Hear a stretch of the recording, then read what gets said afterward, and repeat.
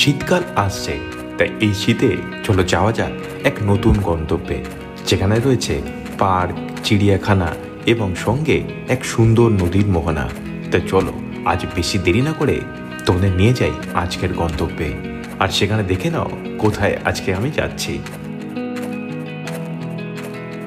Hi friends, welcome to my new blog. কেমন আছো সবাই? আশা করি তোমরা সবাই ভালো আছো, সুস্থ আছো। আজকের ভিডিওতে আমি তোমাদের দেখাবো গড়চুনুকের বেশ কিছু পর্যটক কেন্দ্র। এখানে কিন্তু পর্যটনের জন্য বেশ প্রসিদ্ধ এবং এখানে অনেক কিছু কিন্তু দেখার আছে। তো শীতকাল আসছে, তো চলো আজকের ভিডিওতে তোমাদের দেখাই এখানে কী কী দেখার আছে। আর প্রতিবারের মতো কিন্তু আজকেও আমার ভিডিও এবং সবার সঙ্গে আমার ওয়াইফ প্রিয়া। আর তোমরা যারা আমার ছিল না তাদের বলি, আমি সৌমদীপ, তোমরা দেখছো বঙ্গাইনি blog channel. So keep watching my channel and subscribe. আমি এখন আসলাম কিন্তু আজিপুর ফেরিঘাট। তো আজ কিন্তু আজিপুর ফেরিঘাট ধরে আমরা যাব কিন্তু এই মুহূর্তে, কারণ ট্রেনে কিন্তু অনেক সময় লাগে, তাই ফেরিঘাট দিয়ে গেলে কিন্তু কম সময় আমরা পৌঁছতে পারবো। আজিপুর থেকে লঞ্চ পার করতে জনপ্রতি ভাড়া পড়বে 10 টাকা এবং বাইকের ভাড়া পড়বে 50 টাকা। আজিপুর লঞ্চ ঘাট পার করলে পড়বে উলুবেড়িয়া ফেরিঘাট এবং সেখান থেকে বাইকে লাগবে 30 মিনিট। এখানে প্রবেশ মূল্য পার পার্সন 15 টাকা, বাইক লাগবে 30 টাকা এবং 4 চাকা 120 টাকা লাগবে। এটা কিন্তু শুধু পার্কের ভিতর ঢোকবার জন্য প্রবেশ মূল্য। এর মধ্যে রয়েছে বিস্তীর্ণ একটা পার্ক এবং শেষে আরও একটি বাচ্চাদের জন্য পার্ক আছে। ভিডিওটা দেখতে থাকো, সেই পার্কেও তোমাদের নিয়ে যাব। পার্কের মেন প্রবেশদ্বার দিয়ে প্রবেশ করার পর 2 থেকে 3 মিনিট পায়ে হাঁটতে হবে, তারপরে কিন্তু সামনে পড়বে একটি চিড়িয়াখানা। আমরা এই সবুজ প্রকৃতির মাঝে এখন সেদিকেই এগোচ্ছি। আমরা এখন পৌঁছে গেলাম কিন্তু জু এর সামনে। এখানে ছোট্ট মতো কিন্তু একটা জু আছে। কলকাতার আলিপুর চিড়িয়াখানার মতো কিন্তু অতটা বড় না, কিন্তু বেশ কিন্তু এখানে একটা নাম আছে। তো চলো জুটা গিয়ে ভেতরে দেখা যাক। চিড়িয়াখানাতে প্রবেশ মূল্য পার পার্সন 25 টাকা এবং 5 বছর পর্যন্ত বাচ্চাদের জন্য লাগবে 10 টাকা প্রবেশ মূল্য। ঢোকার পর কিন্তু বেশ ভালো লাগছে। এখানে কিন্তু সুন্দর একটা চিড়িয়াখানা কিন্তু রয়েছে। তো তোমরা যদি এখানে আসো, চিড়িয়াখানায় কিন্তু অনেক কিছু দেখতে পারবে। এখানে কিন্তু বেশ কিছু এমু পাখি রয়েছে, বেশ বড় বড়। এমু পাখিগুলো দেখে মনে হয় যেন একটু যত্নের অভাব আছে, কারো কারো গায়ের চাল উঠে গেছে একদম। তাই বলবো কর্তৃপক্ষ একটু দেখবেন যদি তাদের দিকে একটু যত্ন নেওয়া যায়, কারণ এরা তো পশু পাখি, অবলা জীব।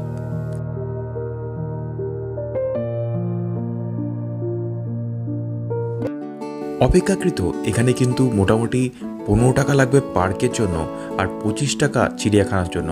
মোটামুটি 40 টাকা কিন্তু পড়েই যাবে চিড়িয়াখানার ভিতর প্রবেশ করার জন্য।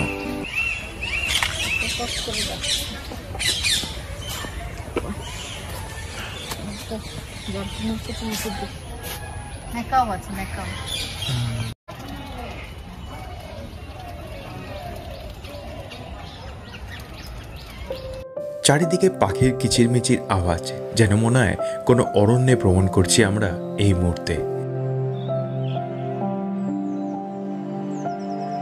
এত পাখির নাম জানি না যা এখানে আমরা দেখলাম। অনেক ধরনের পাখি কিন্তু রয়েছে, ঘুরে ঘুরে তা তোমরা সময় নিয়ে দেখতেই পারবে। নানান রঙের নানান জাতের পাখি এখানে তোমার দেখা মিলে যাবে। চিড়িয়াখানাটা কিন্তু ছোট হলেও বেশ সুন্দরভাবে মেনটেন করা রয়েছে। এখানে কিন্তু বেশ কিছু বসার জায়গাও রয়েছে। তোমরা যদি চলতে চলতে একটু হাঁপিয়ে যাও বা যদি খাবার দাবার কিছু নিয়ে আসো, তাহলে কিন্তু এখানে বসে আরামসে খেতে পারবে। কলকাতার আলিপুর চিড়িয়াখানা অনেক পুরনো, ব্রিটিশ আমলের, তাই সেটা অনেক বড়। কিন্তু গড়চুনুক জুটা নতুনভাবে বানানো হয়েছে এবং এখনও বানানোর কাজ কিন্তু ক্রমাগত চলছে। কচ্ছপ কিন্তু লুপ্তপ্রায় প্রাণী, আজকাল তো আর দেখাই যায় না প্রায় বলতে গেলে। গ্রামে আগে বর্ষাকালে কিন্তু বেশ কাছিম দেখা যেত, কিন্তু এখন প্রায় লুপ্ত।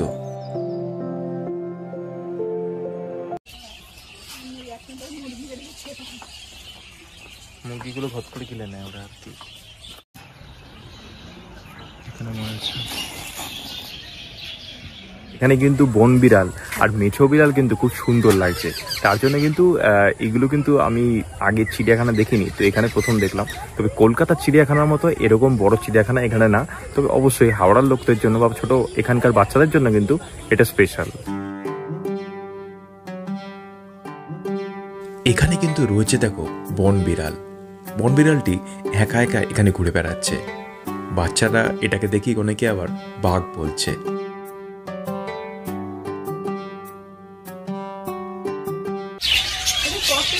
পাখির অনর্গল কিচিরমিচির আওয়াজ দারুণ লাগছিল এখানে কিছু সময় কাটাতে। তাই এরপর আমরা গেলাম হরিণ দেখার দিকে।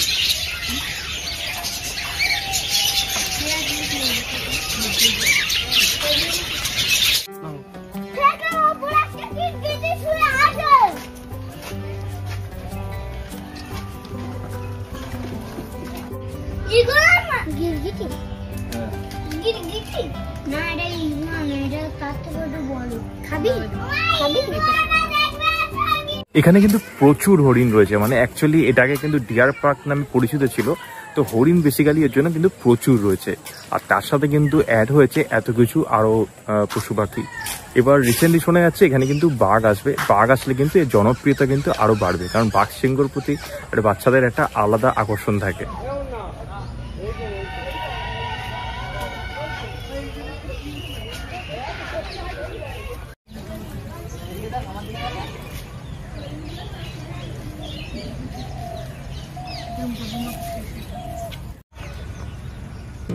এখানে কিন্তু বেশ কিছু হরিণ রয়েছে, বলগা হরিণ, চিতল হরিণ, প্রচুর হরিণ কিন্তু তোমরা দেখতে পেয়ে যাবে।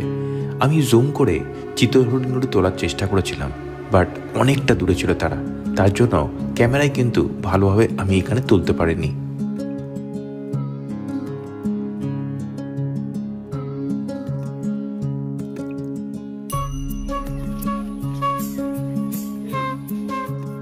বন বিড়াল দেখা গেল, বন্য মাঝকেকো বিড়াল কিন্তু অনেকটা দূরে ছিল, তাই জুম করে চেষ্টা করলাম একবার দেখানোর জন্য।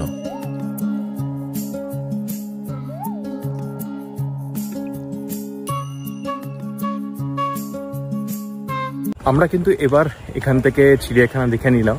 এবার আমাদের পরবর্তী গন্তব্য, চলো দেখা যাক এরপর পরবর্তী গন্তব্যে কি পড়ে। চিড়িয়াখানা থেকে বেরিয়ে বাদিকে হেঁটে 2 মিনিট গেলেই পড়বে এই শিশু উদ্যানটি। সাজানো গোছানো বাচ্চাদের জন্য একটি পার্ক। বাচ্চাদের বেশ ভালো লাগবে এখানে আসলে। এখানে কিন্তু গড়চমুখ পর্যটন কেন্দ্রের মধ্যে যেখানে একটা চিড়িয়াখানা ছিল, এবং চিড়িয়াখানা থেকে একটু এগোলে কিন্তু সামনে পড়বে বাচ্চাদের জন্য একটা উদ্যান। এখানে কিন্তু শিশুরা খেলাধুলা করে, খুব সুন্দর একটা পার্ক মতো আছে। আর এর মধ্যেই কিন্তু রয়েছে একটা বোটিংয়ের করার জায়গা, তো সেটা কিন্তু 4টের সময় খোলা হয়। তো চলো দেখে নাও। এখানে কিন্তু এরকম সুন্দর একটা কিন্তু পার্ক মতো করা আছে। এখানে প্রচুর বাচ্চা কাচ্চা বিকালবেলা কিন্তু ভিড় হয়। এখন যদিও দুপুরবেলা, আর আজকে যেহেতু রবিবার, তার জন্য কিন্তু এখন দুপুরবেলা থেকে কিন্তু প্রচুর ভিড় দেখা যাচ্ছে। তবে অবশ্যই এখানে বাচ্চাদের সাথে বাচ্চাদের মায়েরাও কিন্তু দোল খাচ্ছে। এখানে কিন্তু রয়েছে বোটিং করার জন্য আরও কিন্তু খাল কাটা হচ্ছে, সেখান দিয়ে কিন্তু বোটিং হবে। আর সামনে কিন্তু অনেকগুলো নাগরদোলনা তোমরা পেয়ে যাবে, দোলনা আছে, সামনে কিছু স্লিপ আছে। বাচ্চাদের জন্য কিন্তু বেশ একটা মনোরম পার্ক এটা, কিন্তু মানে বাচ্চারা যদি এখানে আসে দারুণ লাগবে। এইখানে কিন্তু বোটিং হচ্ছে, তো সবাই কিন্তু বোটিং করতে বেরোচ্ছে। এখান থেকে তোমরা বোটিং করতে পারবে। বেশ কিছু বোট কিন্তু এখানে রাখা আছে বোটিং করার জন্য, আর অনেকেই কিন্তু এই সময় বোটিং করছে। তবে গ্রামে আশপাশে এত ফাঁকা নিরিবিলি পরিবেশ মনে হয় না কেউ এতটা আসে বলে। কিন্তু অবশ্য এখানে আসার আসল কারণ হলো অনেক দোলনা আছে এখানে বাচ্চাদের জন্যে।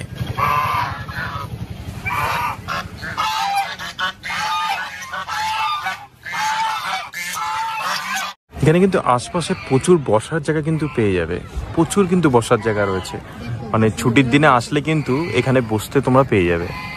গড়চমুখ জু থেকে বেরোনোর পর কিন্তু সামনে আমরা একটা পেলাম কিন্তু এরকম একটা ঘাট, আর একটু এগোলেই কিন্তু মোহনা, আর তার সামনে কিন্তু এই ঘাট। কিন্তু সবচেয়ে খারাপ লাগলো এটা যে এখানে দেখলাম একটা রামকৃষ্ণ পরমহংসদেব এবং সারদা মার একটা কিন্তু বিগ্রহ রয়েছে, বাট অবস্থা খুবই শোচনীয়। মানে দেখতেই পাচ্ছ তোমরা, মানে এতটা নোংরা অপরিষ্কার। আমার মতে কেন করে এরা, যদি এরকম মেনটেনেন্সই না করা যায় তাহলে করার কি দরকার। আর এদিকের একটা রয়েছে বামাখ্যাপার কিন্তু বিগ্রহ, এটারও কিন্তু একই রকম অবস্থা। রামকৃষ্ণ পরমহংসদেব, সারদা মা এরা কিন্তু আমাদের হিন্দু ধর্মের এক পথপ্রদর্শক, যারা আমাদের ভ্রান্ত ধারণা থেকে অনেক দূর করেছিল এবং হিন্দু ধর্মকে কুসংস্কার মুক্ত করেছিল।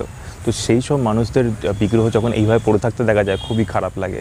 তো তোমরা যারা এই ভিডিওটা দেখছো বা এখানকার যদি কেউ হয়ে থাকো, তারা কিন্তু অবশ্যই কিন্তু এই ব্যাপারে কিন্তু প্রশাসনকে জানিয়ে, যদি অ্যাটলিস্ট নিজেরা যদি পারো সেটাকে জল দিয়ে হলেও ধুয়ে যদি পরিষ্কার রাখো, দেখতে ভালো লাগে। একদমই খুব খারাপ অবস্থা কিন্তু এটা পড়ে রয়েছে।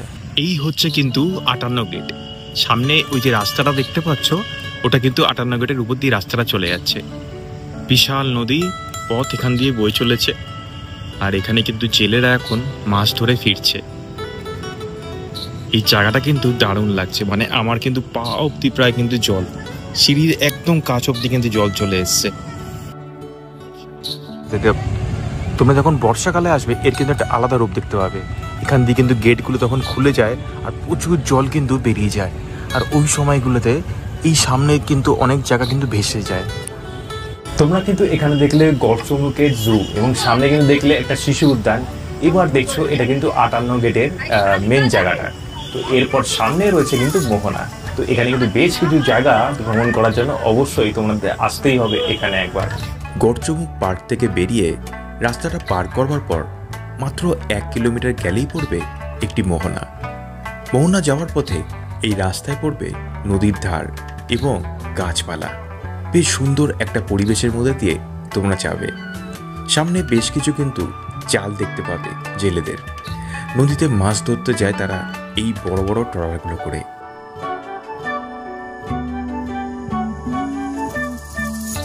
মোহনায় যাওয়ার আগে বাইরে গাড়ি পার্ক করতে হবে। 5 টাকা করে নেবে বাইক পার্কিং।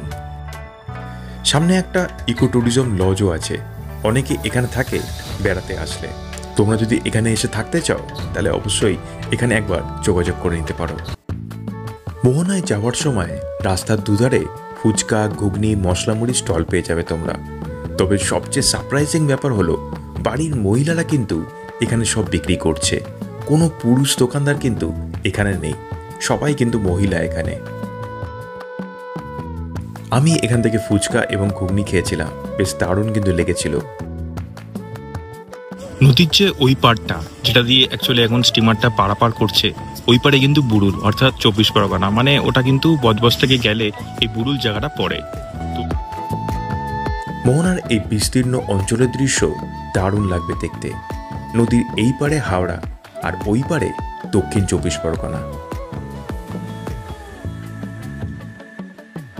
এখানে এখন বাঁধানো পাড় রয়েছে, অনেকে এখানে বসে সময় কাটায়। আজ যেহেতু রবিবার, বেশ কিন্তু ভিড় মানুষের দেখা যাচ্ছে। অনেকে আবার এই সময় কিন্তু ড্রোনও ওড়াচ্ছিল। এই পাশে একটি ফেরিঘাটও রয়েছে, তোমরা দেখতে পারছো। এখান থেকেই কিন্তু অনেক লঞ্চ ওই পারে 24 পরগনায় যায়, যেটি কিন্তু নাম বুড়ুল। আগে এখানে কিন্তু কিছুই ছিল না, সম্প্রতি জাস্ট এখানে কিন্তু সবকিছু করা হয়েছে। এইভাবে বাঁধিয়ে গুছিয়ে খুব সুন্দরভাবে সাজানো হয়েছে। আজ থেকে প্রায় 6 থেকে 7 মাস বা 1 বছর আগে গেলেও কিন্তু তোমরা এরকম দৃশ্য এখানে দেখতে পারতে না। আর সামনে যদি একটু এগো তাহলে এগুলোই পড়বে কিন্তু গাছপালা আর মাটির বাড়ি করা প্রকৃত গ্রাম। এখানে কিন্তু বেশিরভাগ বাড়ি এরকম টাইপের আছে, তবে বর্তমানে এখানটা এত সুন্দর সাজানো, তাই কিন্তু সামনে দেখলে তোমরা বুঝতে পারবে না। সামনে নদীর পাড় আর এমন বিশাল মোহনা দেখতে তোমাদের দারুণ লাগবে। এখানে নদীর পাড়ে নদীর জলের ঢেউ আসছে, আর এখানে দাঁড়িয়ে অসাধারণ লাগবে চারপাশের পরিবেশটা। আমরা কিন্তু বেশ খানিকটা সময় এখানে দাঁড়িয়ে কাটিয়েছিলাম। এখানে পাড়ে নৌকা বাঁধা আছে, নদীর ঢেউ বারবার পাড়ে আছড়ে পড়ছে। এ যেন এক মনোরম দৃশ্য। এখানে কিন্তু এটি কিন্তু ভাগীরথী ও দামোদর নদীর মোহনা। আর এই মোহনায় কিন্তু জানা যায় যে দামোদর নদী কিন্তু এখানে পুরোপুরি মেশেনি। এখানে কিন্তু দামোদর নদী অনেক আগেই কিন্তু খাল হয়ে গেছে, তো খাল হয়ে ভাগীরথীর সাথে এখানে এসে মিশেছে। এইবার তোমাদের বলি তোমরা এখানে আসবে কি করে। এখানে আসবার জন্য আমি যেভাবে এসেছি তোমরা দেখতে পারলে, আমরা কিন্তু আছিপুর থেকে লঞ্চ পার করে এসেছি উলুবেড়িয়া ফেরিঘাট। এবং সেখান থেকে কিন্তু 30 মিনিট লেগেছে বাইকে এখানে পৌঁছাতে। আর তোমরা এছাড়া যদি ট্রেনে করে আসো, ট্রেনে করে কিন্তু তোমাদের নামতে হবে উলুবেড়িয়া স্টেশন। উলুবেড়িয়া স্টেশন নামার পর কিন্তু বাস এবং কিন্তু অটোর ব্যবস্থা আছে, বাট বাস ধরবে না, বাসে কিন্তু 1 থেকে 1.5 ঘন্টা সময় লেগে যেতে পারে। বাট তোমরা যদি অটো ধরো তাহলে কিন্তু 30 থেকে 40 মিনিটের মধ্যে তোমরা এখানে পৌঁছে যেতে পারবে। তো আমার চ্যানেলে কিন্তু প্রচুর ভিডিও তোমরা দেখতে পেয়ে যাবে, যেখানে উইকেন্ড ট্রিপে তোমরা কোথাও ঘোরার জন্য অবশ্যই একটা ভালো ঠিকানা পেয়ে যাবে। তো আশা করি ভিডিওটা তোমাদের সকলেরই খুবই ভালো লেগেছে। তো ভিডিওটা যদি ভালো লেগে থাকে তাহলে কিন্তু অবশ্যই একটা লাইক করো, শেয়ার করো এবং চ্যানেলটা কিন্তু সাবস্ক্রাইব করতে ভুলো না। আর সাবস্ক্রাইব করার পর কিন্তু অবশ্যই বেল আইকনে প্রেস করো, যাতে আমার ভিডিওর প্রতিটি নোটিফিকেশান তোমাদের কাছে সবার আগে পৌঁছে যায়। তো দেখা হয়ে যাবে নতুন কোনো ভিডিওতে, নতুন কোনো জায়গায়, নতুন কোনো তথ্য নিয়ে আবার চলে আসবো। ততদিন তোমরা ভালো থেকো, সুস্থ থেকো, চলো বাই।